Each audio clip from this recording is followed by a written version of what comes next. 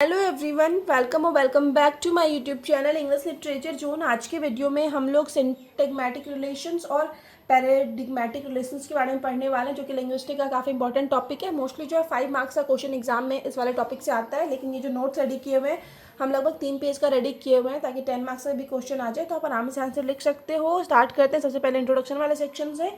Introduction में है language is made up of many small parts, कि लैंग्वेज जो होता है, कोई भी भाषा जो होती है ना, वो ढेर सारे छोटे छोटे पार्ट्स से बनी होती है। दैट वर्क टुगेदर, और ये छोटे छोटे भाग जो है, छोटे छोटे पार्ट जो है एक साथ काम करते हैं टू क्रिएट मीनिंग, ताकि मीनिंग क्रिएट हो सके, कुछ अर्थ निकल सके। एवरी वर्ड, फ्रेज और sentence we use is connected to other words in some way, जितने भी वर्ड्स का, शब्दों का, फ्रेज का या सेंटेंस का, वाक्यों का हम लोग यूज़ करते हैं ना, तो वो सारे जो है ना, उसमें जितने भी वर्ड्स होते हैं वो सारे एक दूसरे से कनेक्टेड होते हैं, संबंधित होते हैं, जुड़े हुए होते हैं किसी न किसी तरीके से। इन लिंग्विस्टिक, इट मीन्स भाषा विज्ञान में, this connection between two words, यही जो संबंध होता है दो शब्दों के बीच में, ये दो शब्दों के बीच में जो कनेक्शन होता है, studied under 2 types of relation, तो उसका अध्ययन जो किया जाता है 2 तरह के रिलेशंस के अंदर किया जाता है। इसमें कि सबसे पहला है सिंटैग्मेटिक और दूसरा है पैराडिग्मेटिक रिलेशंस।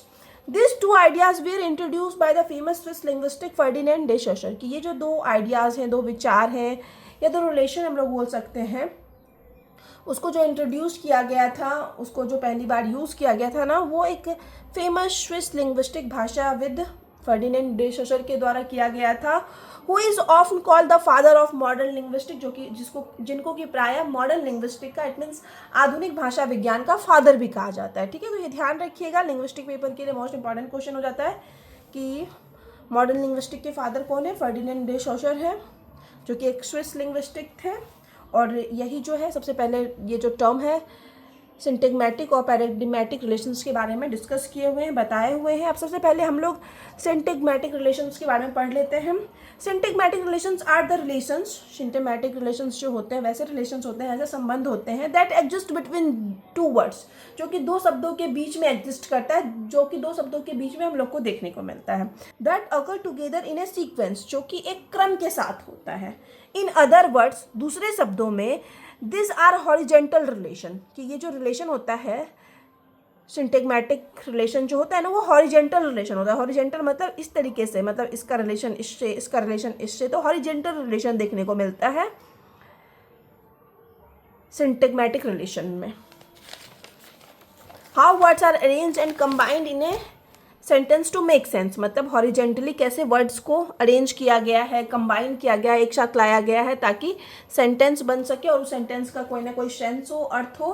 तो उसी रिलेशन को हम लोग सिंटैग्मेटिक रिलेशन के अंदर पढ़ते हैं। जैसे कि एग्जाम्पल के जरिए हम लोग समझते हैं, अच्छे से समझ में आएगा।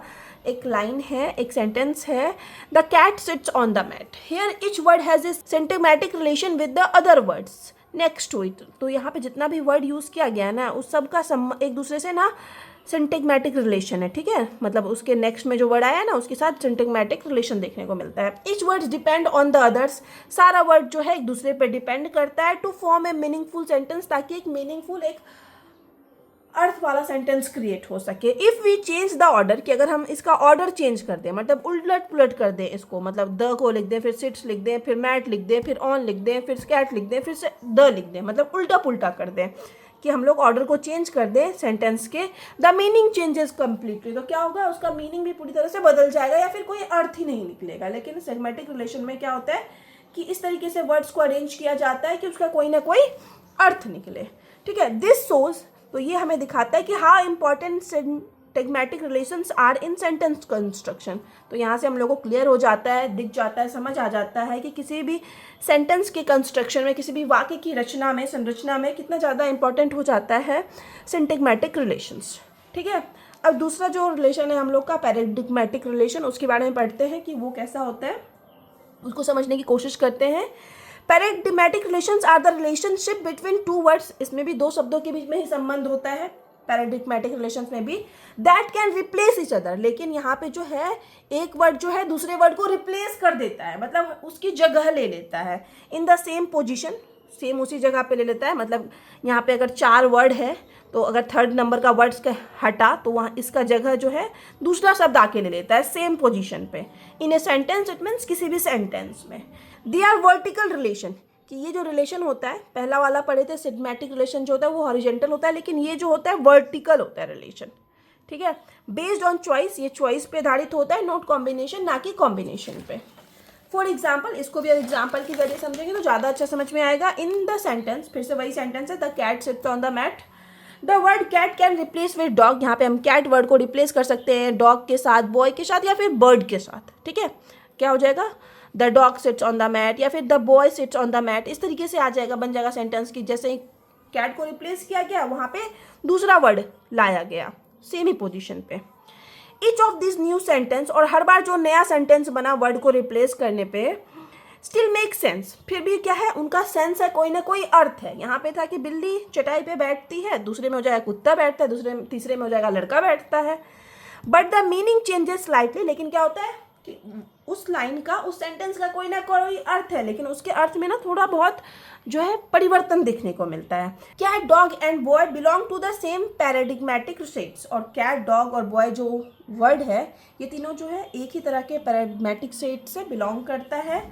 तो यहाँ पे हम लोग का पैराडिग्मेटिक रिलेशन के बारे में भी खत्म हो गया। थोड़ा सा हम दोनों के बारे में एज ए कंक्लूजन डिस्कस कर रखे हैं। टू सम अप, कुल मिलाकर syntagmatic and pragmatic relations are two important ways, ये दोनों जो है दो महत्वपूर्ण तरीका है of understanding how language works, कि लैंग्वेज, कोई भी भाषा कैसे काम करता है, उस चीज़ को समझने का दो महत्वपूर्ण तरीका है सिंटैग्मेटिक और paradigmatic relations.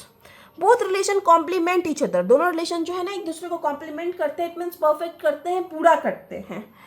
सिंटैग्मेटिक relation deal with how words combine together to form meaningful structure, syntagmatic relation जो है वो संबंधित है कि कैसे शब्दों को कंबाइन किया जाता है, मिश्रित किया जाता है, ताकि एक जो है मीनिंगफुल स्ट्रक्चर क्रिएट हो, मतलब एक मीनिंगफुल सेंटेंस बन सके। तो वो शब्दों का क्रिएशन जो हम लोग सिंटैग्मेटिक रिलेशन के अंदर पढ़ते हैं।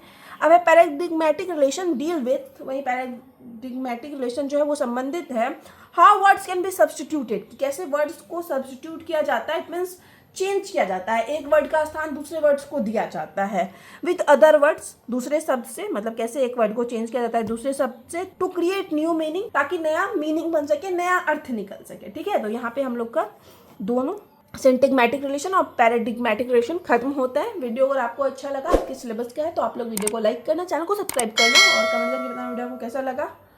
मिलते हैं नेक्स्ट वीडियो में नेक्स्ट टॉपिक के साथ।